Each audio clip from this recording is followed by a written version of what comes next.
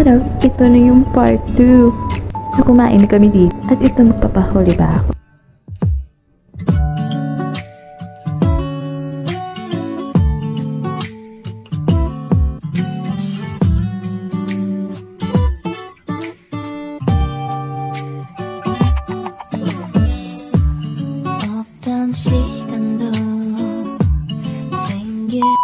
Ay, charot! Habang naghihintay, naglalakad-lakad muna ako. Tingin lang, charot! At ito na nga, dumating na yung kasama ko. Pupunta na kami sa labas. Habang dumadaan, pa-picture-picture muna. Sobrang excited nila. Papost-post na sila. At ito na nga, ako na lang pipicture sa kanya. Ang ganda kasi mga view sa loob.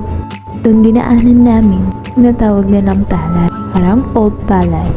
Meron pa nga itong second floor. Kaso hindi lang kami nakakaakyat kasi hindi namin alam yung daan.